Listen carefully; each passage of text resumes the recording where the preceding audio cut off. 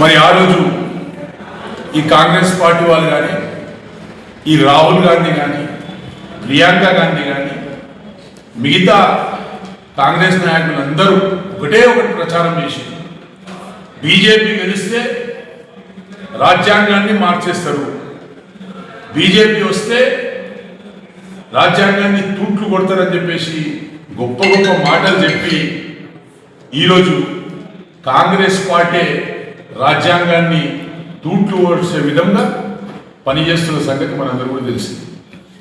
మరి 1985లో రాహుల్ గాంధీ వాళ్ళ నైనా రాజీవ్ గాంధీ మరి ఆ రోజు ఫిరాయింపు చట్టం కింద 53వ అమెండ్మెంట్ 10th షెడ్యూల్ కింద తెచ్చి ఫిరాయింపు చట్టాన్ని ఈ దేశంలో అమలు చేయాలి, లేకుంటే రాజకీయాలని భ్రష్టు పట్టిపోతే అనే ఉద్దేశంతో ఆ రోజు 85లో రాజీవ్ గాంధీ గారు తీసుకొచ్చిన సంగతి మనకు తెలుసు. మరి అదేవిధంగా 1998లో అటల్ బిహారీ వాజ్పేయి గారు కూడా ఈ ఫిరాయింపు చట్టాన్ని ఇంకా కఠినంగా వ్యవహరించాలని మరొకసారి దాన్ని సవరించిన సంగతి కూడా మనందరూ కూడా తెలుసు. మరి ఈరోజు ఏం జరుగుతుంది? రాహుల్ గాంధీ ఏ సభలకు పోయినా పార్లమెంట్లో ఉండని, బహిరంగ సభలు ఉండని, ఏడ ఉన్నా కానీ రాజ్యాంగాన్ని పట్టుకొని ఇలా ఊపుతూ రాజ్యాంగంను కాపాడే మునగాన్ని నేనే అని చెప్పి ఎన్నోసార్లు ఎన్నో సభల్లో తిరిగిన సంగతి మనందరూ కూడా తెలుసు. మరి వీళ్ళ రాజ్యాంగాన్ని కాపాడేది, ఈ రాష్ట్ర ముఖ్యమంత్రి ఆ రాజ్యాంగాన్ని కాపాడేది, 10 మంది ఎమ్మెల్యేలు బాజాప్తా బేజాప్తా కాంగ్రెస్ మీటింగ్లలో తిరుగుకుంటా ముఖ్యమంత్రి అంటే అన్ని కార్యక్రమాల్లో పాల్గొనుకుంటూ సిగ్గు తప్పి మళ్ళా మేము టీఆర్ఎస్లో ఉన్నామని చెప్పుకోదిరిగే ఈ 10 మంది ఎమ్మెల్యేలకు మరి పిటిషన్ను ఈరోజు కొట్టి పారేయడం 7 వరకు సమంజసమని ఒకసారి తెలంగాణ ప్రజలు కానీ దేశ ప్రజలు కానీ ఆలోచన చేయాలి. మరి ఈరోజు రాజ్యాంగం కాపాడే బాధ్యత ఎవరిది?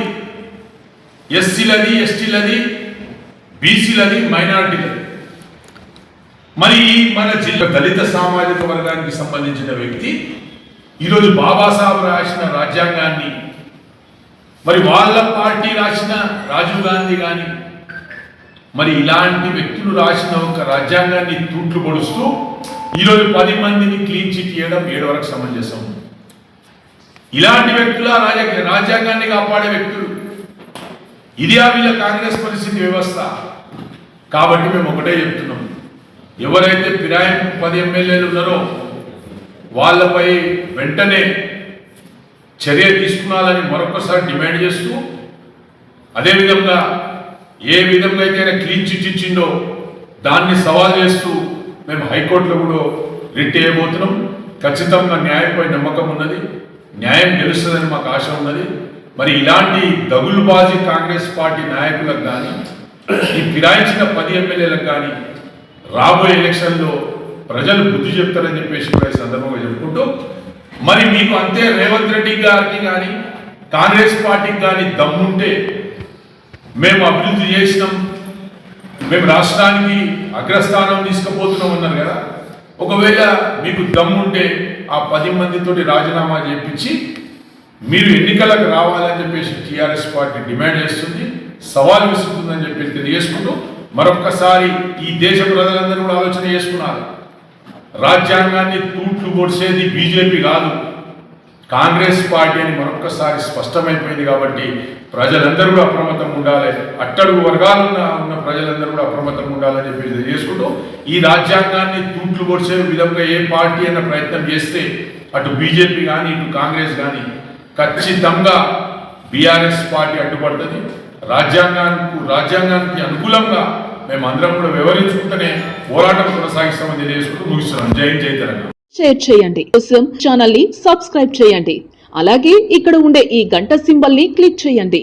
మేము అప్డేట్ చేసే ప్రతి వీడియో నోటిఫికేషన్స్ మీకు వచ్చేస్తాయి.